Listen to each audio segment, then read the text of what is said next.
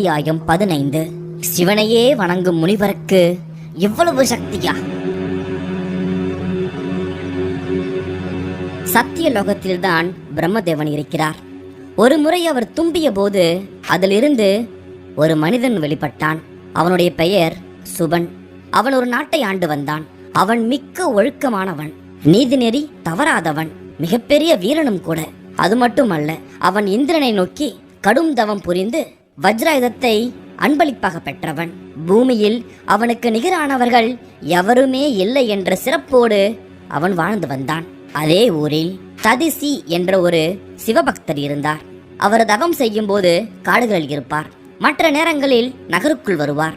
அரண்மனையில் இருக்கும் மன்னனான சுபனுடன் நட்பாக பேசி பொழுதை கழிப்பார். நாளடைவில் மன்னனுக்கும் முனிவருக்குமான தொடர்பு நட்பாக மாறியது. ஒவ்வொரு நேரத்திலும் வெவ்வேறு விஷயங்களை பேசிக்கொள்வார்கள்.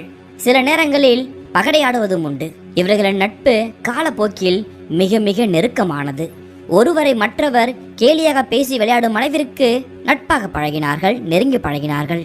ஒரு சமயம் இருவரும் பகடையாடி கொண்டிருக்கும் பொழுது அரசன் கேட்டான், நானோ நாட்டை ஆள்பவன், நீங்களோ காட்டில் சுற்றி திரிபவர். நம் இருவருக்கும் நட்பு ஏற்பட்டது என்பது மிகப்பெரிய விந்தையாக இருக்கிறது, ஆச்சரியமாக இருக்கிறது என்று சொல்ல, அதை கேட்ட முனிவர், இதில் என்ன ஆச்சரியம் இருக்கிறது?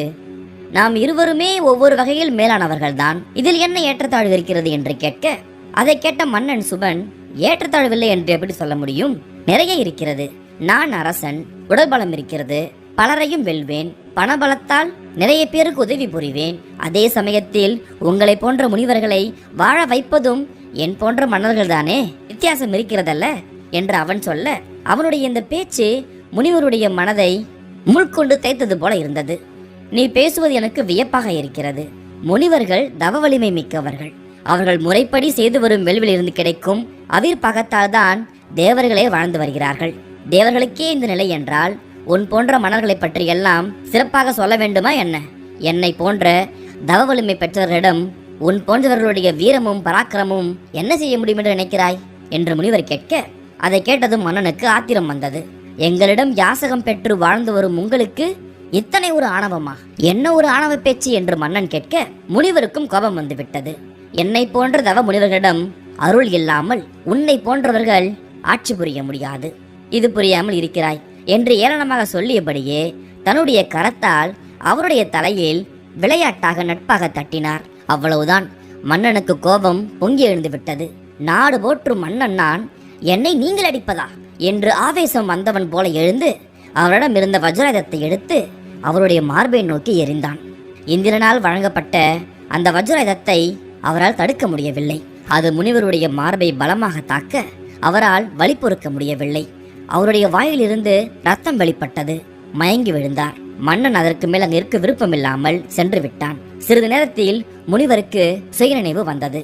கண் விழித்து பார்த்தார். அரசன் அங்கு இல்லை. தன்னை வஜ்ராயுதத்தை கொண்டு தாக்கியதால் அவர் பெரும் பாதிப்புக்கு உள்ளானார். அது இந்திரனால் அளிக்கப்பட்டது. இந்திரன் தேவர்களுடைய தலைவன். அதனால் தேவர்களுடைய பரம விரோதிகளான அசுரர்களுடைய குருவான சுக்கராச்சாரியாரின் உதவியை நாடினால் அரசனை எளிதாக பழித்திருக்கலாம் என்று காட்டுக்கு சென்று சுக்கராச்சாரியரை நோக்கி தவம் புரிந்தார் அந்த முனிவர். சுக்கராச்சாரியரும் தோன்றி, எனக்கு மிக ஆச்சரியமாக இருக்கிறது, எதற்காக என்னை நோக்கி தவம் இருக்க வேண்டும் நீங்கள் என்று கேட்க, அதற்கு அந்த முனிவர், ததிசி, தேவர்களுடைய விரோதி நீங்கள், அசுர குரு நீங்கள். அந்த தேவேந்திரன் அளித்த வஜ்ராயுதத்தால் அந்த மன்னன் என்னை தாக்கினான். அதனால் அந்த ஆயுதத்தால் எனக்கு தீங்கு நேராதவாறு தாங்கள் தான் அதற்குரிய ஆற்றலை தர வேண்டும் என்று கேட்க, அதை கேட்ட அவர், உங்களுக்கு நேர்ந்த சங்கடத்தால் நீங்கள் கொஞ்சம் தடுமாறி போயிருக்கிறீர்கள். அத்தகைய ஆற்றல் அளிக்க வல்லவன் நான் அல்ல. நானே ஒரு காலத்தில் இறந்து போன அசுரர்களை உயிர்ப்பிப்பதற்காக சிவனை நோக்கி தவம் இருந்தேன். அவர் என் வேண்டுதலுக்கு இணங்க அந்த ஆற்றலை தந்தார். நீங்கள் ஒரு சிவபக்தர், அதனால் சிவனிடம் கேளுங்கள், அதுதான் சிறந்தது என்று சொல்லிவிட்டு அவர் மறைந்து போனார். அதற்கு பிறகு ததிசி முனிவர் சிவனை நோக்கி தவம் இருந்தார். அவருடைய தவ வலிமையால் சிவபெருமான் காட்சி கொடுத்தார். எதற்காக இந்த தவம் என்று கேட்க, முனிவரும் சொன்னார், பரம்பொருளே, தாங்கள் அறியாதது எதுவும் கிடையாது. உயர்ந்தவர்கள் முனிவர்களா, நாட்டை ஆளும் மன்னர்களா என்ற வாக்குவாதம் எனக்கும் சுபனுக்கும் ஏற்பட்டது. நான் தவசிலர்கள் என்றேன். அதற்கு ஆத்திரமடைந்த அவன் அவனிடம் இருந்த வஜ்ராயுதத்தால் என்னை தாக்கிவிட்டான். இந்திரன் அளித்த ஆயுதம் என்பதால் அந்த தாக்குதலை என்னால் பொறுத்து கொள்ள முடியவில்லை. அதனால் எனக்கு எத்தகைய சக்தி வாய்ந்த ஆயுதம் தாக்கினாலும் பாதிப்படையாத உடல் வலிமையை அளிக்க வேண்டும். என்னை இழிவுபடுத்திய அவனை பழித்திருக்க வேண்டும். அதற்கான ஆற்றலை நீங்கள் எனக்கு அளிக்க வேண்டும் என்று முனிவர் வேண்டி கேட்க, சிவபெருமானும் முனிவர் கேட்ட வரத்தை அளித்துவிட்டு மறைந்து போனார். அவ்வளவுதான். முனிவருக்கு மீண்டும் ஒரு புத்துணர்ச்சி வந்தது. அவர் மீண்டும் அரண்மனைக்கு சென்று அரசனிடம், உன்னிடம் உள்ள வஜ்ரதத்தால் என்னை தாக்கினாய், இப்பொழுது பார், அதை நான் தவிடுபடி ஆக்கிறேன் என்று சொல்லிவிட்டு அரசனை தன் காலால் எட்டு உதைத்தார். மன்னன் திடுக்கிட்டு எழுந்தான். நடந்ததை எண்ணி பாருங்கள் முனிவரே. முதலில் நீங்கள் தான் மன்னன் என்றும் பாராமல் என் தலையில் அடித்தீர்கள். அதற்கு பதிலாகத்தான் நான் வஜ்ரதத்தை வீசினேன். அது நடந்து முடிந்து விட்டது. மீண்டும் எதற்கு வம்பு என்று மன்னன் கேட்க, நானா வம்புக்கு வருகிறேன்? மூடனே, முட்டாளே, தவசிலர்கள் நினைத்தால் உன் போன்ற மன்னர்கள் மண்ணில் புதையுண்டு போவார்கள். இப்பொழுது காட்டு உன் பலத்தை என்று முனிவர் சவால் விட்டார். சுபனுக்கு கோபம் வந்தது. உங்களை இல்லாமல் செய்ய போகிறேன் என்று சொல்லிக்கொண்டே வஜ்ராயுதத்தை எடுத்து வீசினான். ஆனால் முனிவருடைய தேகத்தின் மீது அது பட்டதும் அந்த வஜ்ராயுதம் நொறுங்கி தூளாகி போனது. அதை கண்ட மன்னன் அதிர்ச்சி அடைந்தான். இந்திரனுடைய ஆயுதம் தூள் தூளாகி போய்விட்டது, சிதறிவிட்டது. அது அவனுக்கு வேதனையை தந்தது. முனிவர் சொன்னார், இப்பொழுது என்ன செய்ய போகிறாய்? வஜ்ராயுதம் இருக்கிறது என்ற ஆணவத்தால் என்னை கேவலப்படுத்தினாய். அந்த ஆயுதமே இப்பொழுது உன்னிடம் இல்லாமல் செய்துவிட்டேன் என்று கூறிவிட்டு அங்கிருந்து சென்று விட்டார்.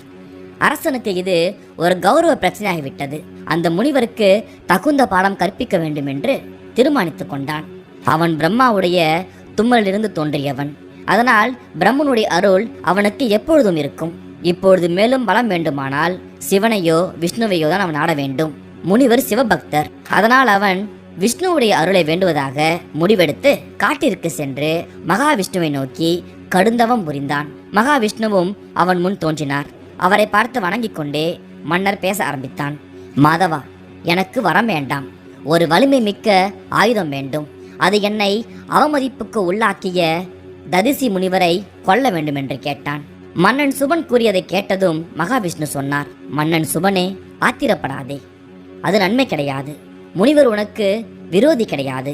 அவர் ஒரு சிவபக்தர். உனக்காக நான் மாறுவேடத்தில் அவரிடம் சென்று அறிவுரை கூறுகிறேன். அவரிடம் சமரசமாக போ என்று சொல்லிவிட்டு மகாவிஷ்ணுவும் மாறு வேடத்தில் முனிவரிடம் சென்றார். முனிவரே, தாங்கள் ஒரு சிறந்த சிவபக்தர், மாமுனிவர் என்று கேள்விப்பட்டிருக்கிறேன். உங்களை தரிசிக்கவே வந்திருக்கிறேன் என்று அவர் சொல்ல, அவரை பார்த்ததும் அந்த முனிவருக்கு தெரிந்துவிட்டது. வந்தது யார் என்றும் புரிந்துவிட்டது. மாதவா, வைகுந்தவாசா, தாங்கள் என்னை தேடி வந்து தரிசனம் கொடுத்ததை நான் பெருமையாக கருதுகிறேன். ஆனால் நீங்கள் உங்கள் பக்தனுக்காக தூதுவனாக வந்திருக்கிறீர்கள் என்று சொல்ல, அதை கேட்ட மகாவிஷ்ணு அவருடைய வேடத்தை கலைத்தார். சரிதான் முனிவரே, தங்களுடைய தவ வலிமையை நான் மெச்சுகிறேன். நீங்கள் சிவபக்தர். உங்களைப் போலதான் சுபனும் என்னுடைய பக்தன். அவனுடன் பகைமை கொள்ள வேண்டாம் என்று சொல்ல, அதை கேட்ட ததிசி முனிவர், பரந்தாமா, எனக்கும் அவனிடம் எந்த பகையும் இல்லை. அவன் தன்னிடம் உள்ள செல்வமும் பதவியையும் தான் உயர்ந்தது என்று கர்வத்தோடு வாழ்கிறான். அதனால்தான் என் பக்தியை இழிவுபடுத்தி விட்டான். என் போன்ற முனிவர்களை மதிக்க மறுத்து விட்டான். அதை என்னால் இனியும் பொறுத்து கொள்ள முடியாது. அந்த எண்ணத்தை அவன் கைவிட வேண்டும். இல்லையென்றால் நட்பு என்ற பேச்சுக்கே இடமில்லை என்று முனிவர் கண்டிப்போடு சொல்லிவிட்டார். அதை கேட்ட விஷ்ணுவுக்கு கோபம் வந்து விட்டது. கடுந்தவம் புரிபவர்களுக்கு கூட எளிதில் காட்சி தராத மகாவிஷ்ணு தேடி வந்து காட்சி கொடுத்திருக்கிறார். தன் பக்தனுக்காக வேண்டி நிற்கிறார். அப்படி இருந்தும் தன்னுடைய அறிவுரையை ஏற்காமல் எதிர்த்து பேசியது முனிவர் மீது பரந்தாமனுக்கு ஆத்திரத்தை ஏற்படுத்தியது. அதனால், முனிவரே, சுபன் சாதாரணமானவன் அல்ல. உன்னை போன்ற பல முனிவர்களை காத்து ஆதரித்து வரும் ஒரு அரசன். நான் எடுத்து கூறியும் ஏற்காமல் என்னையே எதிர்த்து பேசிவிட்டாய். அதனுடைய பலனை நீ அனுபவிக்கப் போகிறாய் என்று சொல்லிக்கொண்டே தன் சக்கராயுதத்தை முனிவர் மீது ஏவினார் மகாவிஷ்ணு. அதை பார்த்த முனிவர் அதிர்ச்சி அடைந்தார். திருமாலுடைய சக்கராயுதம் பிரகாசத்தோடு சுழன்று அவரை நோக்கி வந்தது. அவர் உடனே தன் கைகளை கூப்பி கண்களை மூடினார். சிவநாமத்தை உச்சரித்தபடியே, என் ஈசனே, பரம்பொருளே, நான் உண்மையான சிவபக்தன் என்றால் இந்த சக்கராயுதம் என்னை வதைக்க கூடாது என்று வேண்டிக் கொண்டார். அவ்வளவுதான். சக்கராயுதம் முனிவருக்கு பக்கத்தில் வந்தது. அவரை 3 முறை வலம் வந்தது. மீண்டும் வந்தபடியே சென்று மகாவிஷ்ணுவிடம் சேர்ந்தது. இதை பார்த்த மகாவிஷ்ணுவுக்கு அதிர்ச்சியாக, ஏமாற்றமாக இருந்தது. பிறகு மகாவிஷ்ணுவை பார்த்து முனிவர் சொல்ல ஆரம்பித்தார்.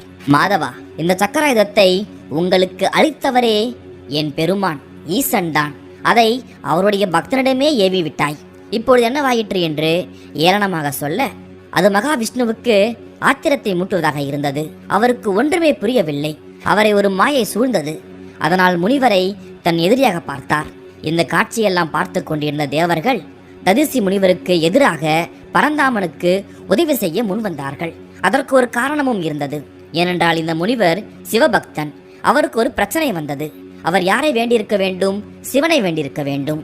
ஆனால் அவர் தேவர்களுக்கு எதிரியான அசுரகுருவை நோக்கி தவம் இருந்தார். அவர் சொன்ன பிறகுதான் அவர் மனம் மாறி சிவனை நோக்கி தவம் இருந்தார். ஆக இந்த விஷயம் தேவர்களுக்கு கொஞ்சம் எரிச்சலாக இருந்தது. அதனால் மகாவிஷ்ணுவோடு அவர்கள் சேர்ந்து கொண்டார்கள்.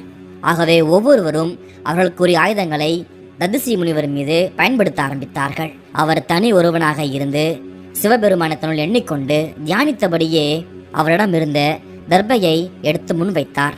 அதிலிருந்து வெளிப்பட்ட நெருப்பு ஜுவாலைகள் தேவருடைய அஸ்திரங்களை எல்லாம் தீக்கிரையாக்கியது. அப்பொழுது மகாவிஷ்ணு தன் நிலையை உணராமல் இருந்தார். அவரிடம் இருந்த பல ஆயுதங்களை முனிவர் மீது பயன்படுத்தினார். எல்லாமே வீணாயிற்று. மகாவிஷ்ணுவின் ஆத்திரம் எல்லையை கடந்தது. அதனால் அவர் மிகவும் சக்தி வாய்ந்த பிரம்மாஸ்திரத்தை அந்த முனிவர் மீது ஏவினார். ஆனால் மகாவிஷ்ணு எதிர்பார்த்ததற்கு மாறாக அங்கு ஒன்று நடந்தது. அந்த அஸ்திரம் கூட பயனற்று போய்விட்டது. இறுதியில் அவருடைய மாயை பயன்படுத்தி மறைந்திருந்து தாக்கினார். அதுவும் சிவனுடைய அருளால் வீணடிக்கப்பட்டது. அதற்குள் அங்கு பிரம்மா வந்து விட்டார்.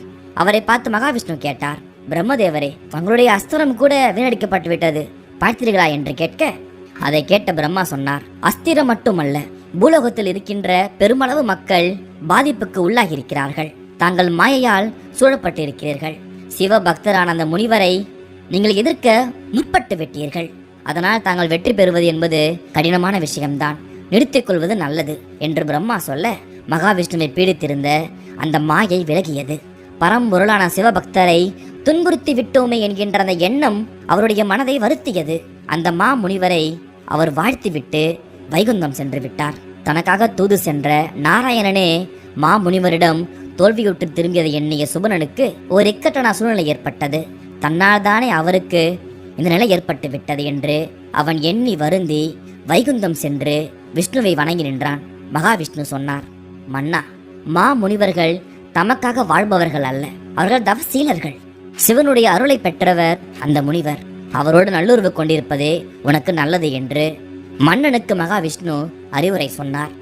அதன் பிறகு மன்னன் சுபன் ததிசியிடம் சென்று தன் தவறுக்கு வருந்த அவரும் நடந்ததை மறந்து அவன் நட்பை ஏற்றுக்கொண்டார்.